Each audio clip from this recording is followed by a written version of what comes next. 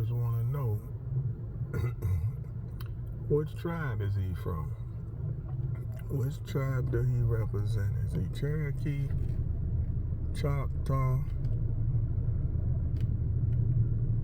Blackfoot? Who?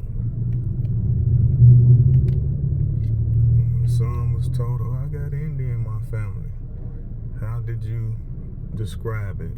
What made you say that? If you had a certain grade of hair? For the most part, a certain grade of hair determined that theory. So, the next thing I want to know is, do any other people on the reservations have an issue with taking the Ancestry.com test, the DNA test, to see? Or do everybody just go, oh, I know who I am, I know where I come from? Which is, there's no truth to these situations if civilizations wasn't started until certain times, which meant there was migration. So don't hide the migration. The migration means a lot to the question that I'm asking.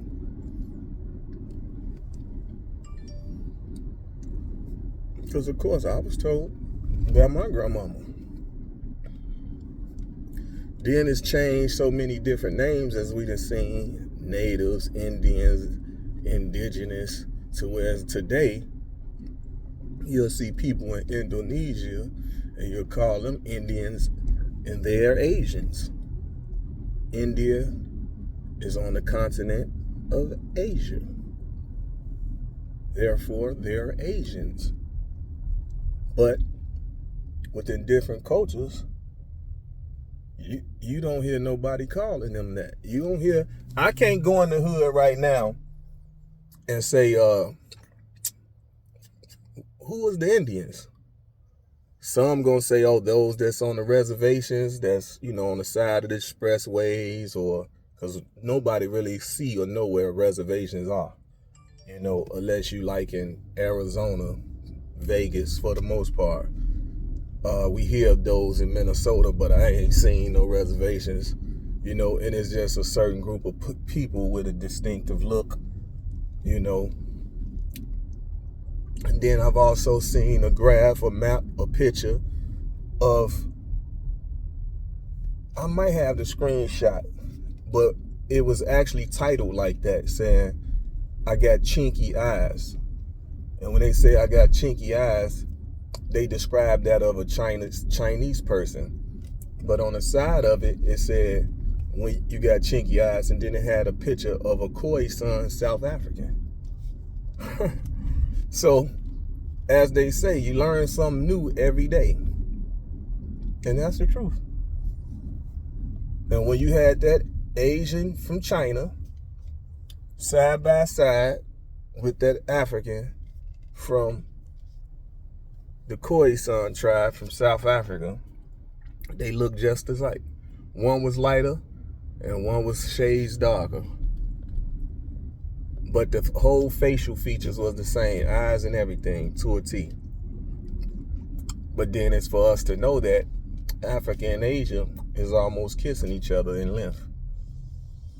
So when I'm in Africa, I like to show that right now, today, 2023, that those makeshift fisherman boats are still being made to this day that can take you from Africa to Asia. But when we listen to certain people speaking on these type of topics, oh, the weather is like this, and the boat will flip over, and just all this type of stuff, right? And then it'd be people that never been there.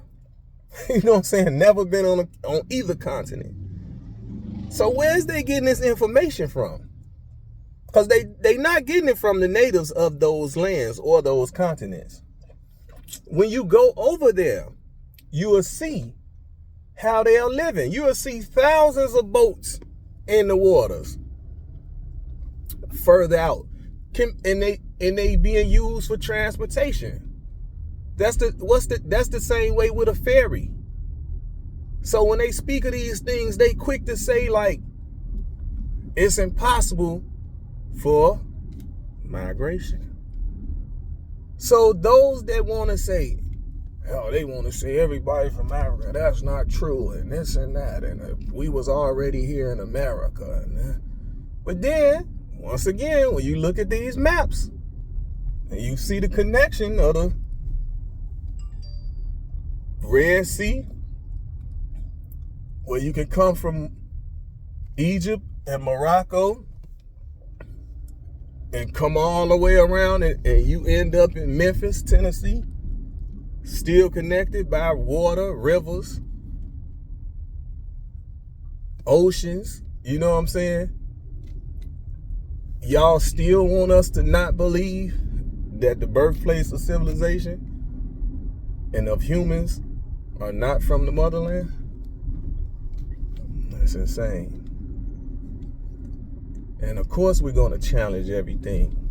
This generation is to challenge everything. Why would he do that? This generation is to challenge everything, just like science. It changed all the time. The weather changed all the time. They done found ways to change the weather. What was that? We see that they done something. Some scientists then tricked the clouds or something in Dubai and made it rain. So we can't say what can happen. So those are the scientists of today that's doing this type of stuff. Now, when we was told back in the days that our ancestors can lick their finger and put it in the air and can tell or hold up a bird's feather, yada yada, to know the way the wind is blowing, you know, or they knew, of course, when it was becoming rainy season from looking at the clouds, or knowing when it was about to be summer or winter for the most part. You know what I'm saying? They was noticing because, of course, with the rain, you're getting all the crops you need. So you knowing your rainy seasons. So now, like, we got calendars. And we know 4 seasons, as they call. You know, fall, autumn, spring, summer, winter, you know, all that. So now it's just named, but people already was in tune with those seasons back then. But they always gave that credit. I noticed in books or school books, they gave that credit to what they call natives or Indians.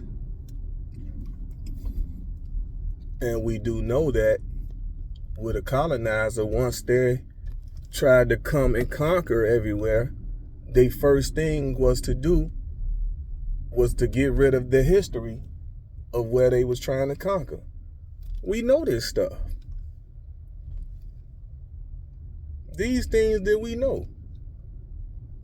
So I just keep saying, and now I'm intelligent enough to know that, okay, if you go against the grain, people gonna bark back, rah, rah, rah, rah. You know, we know the sky is considered blue, or sky blue as they would say, but we can have somebody say the earth is flat, or it's a circle spinning like a ball, it never stops spinning. Then you can have somebody say, oh, you think it's blue, but it's a violet yellow. Now the person that's saying it's a violet yellow, you look up tomorrow, they're gonna have 1,000, 1 million views, 15 million subscribers. You know what I'm saying? And of people saying, where's you seeing this? Are you colorblind? You must be colorblind. And he or she gonna keep on putting up the argument. It is yellow. Just let your window down. Stick your head out there. Screaming and hollering all in the phone. And then you know what happens? Now this person got a whole fan base. So I'm seeing what's going on in this YouTube world and blogging world, that's what they do. They'll be knowledgeable, but they want to act like they're not knowledgeable or something to keep the algorithms going. So now it's my choice to know to don't never click this channel. But they got smart, so they'll put bogus titles, clickbait titles. So you'll click something thinking that it's really something that's going to interest you. And in the first 3 seconds, 5 seconds, you notice it's cap. It's a clickbait situation. But you done gave them that view now. So yeah. I'm just waiting on the day the conscious community come together of everybody and their thoughts and theories. But I already noticed that then they won't be making money.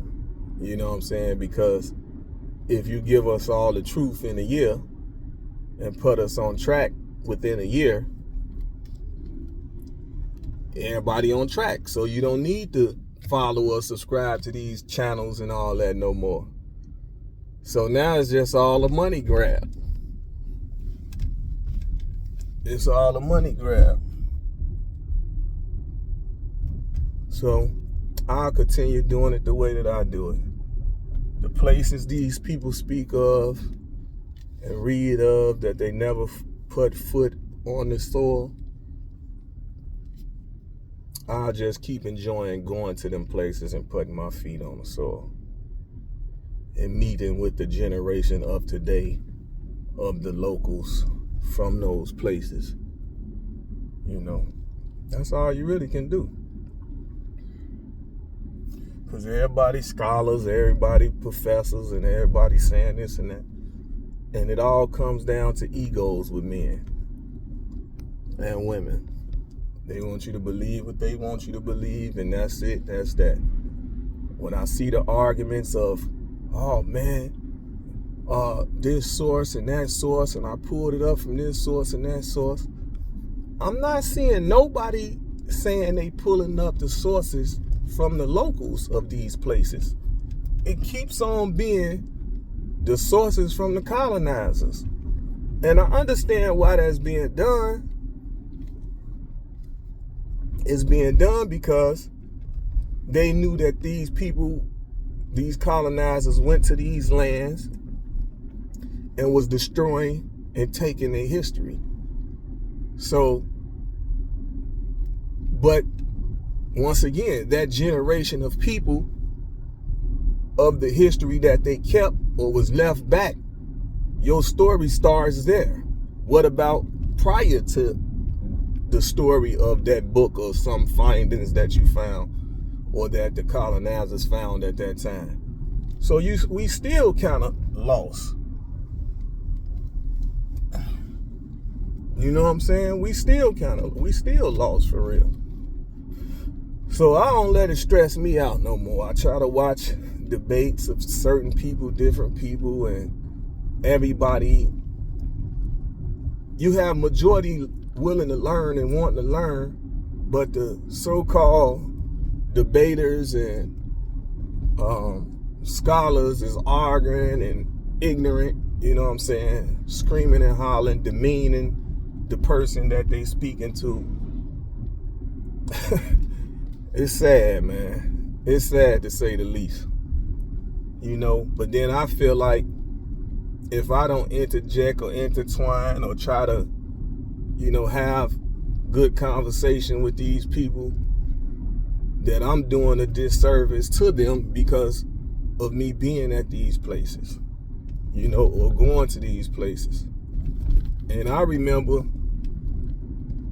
I can remember to my knowledge that a lot of them just want to be quick to say if somebody been to more countries than me, opposed to sharing conversation or the knowledge that they might have. I don't run around. I ain't reading 1,000 books a day. I don't believe in the book. You know what I'm saying? So I don't even waste my time. I'm more of a common sense person. And I know it's people that live to break down every word. Being common is not so common in the sense, all that. I done witnessed all that hoopla too. But those just the colonizer words that's put forth for us. Damn. Yellow tape, you know what that means. Pray for the people. So, once again, I just say to myself, instead of listening to somebody basically egoing and jealous and envious of me being fortunate enough to travel and cover majority of the 194, 95 countries that's known to us, and somebody, the only thing they can say to me is, oh, they think they know somebody that's been more places than me. Like, knock it off. Where is that? Show me. I ain't saying they haven't done it, but I'm intrigued by it. I want to see. But if you just gonna spew that out your mouth, you a hater to me. What's your point and purpose of saying that? You hating, you jealous, and you envy. But you telling me of what some other person have done. You ain't do it. You haven't been there. So I watch people character. Like, I might be mild-mannered, you know. I ain't a rah-rah-rah. You know, I don't do all that screaming and hollering. I'm a mild-mannered man. So, I people person actions, though.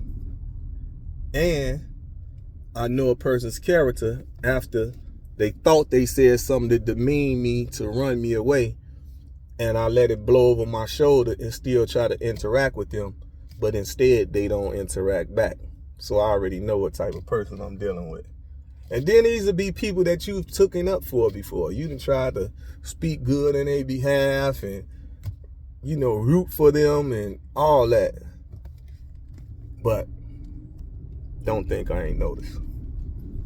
I'm aware of everything. So yeah.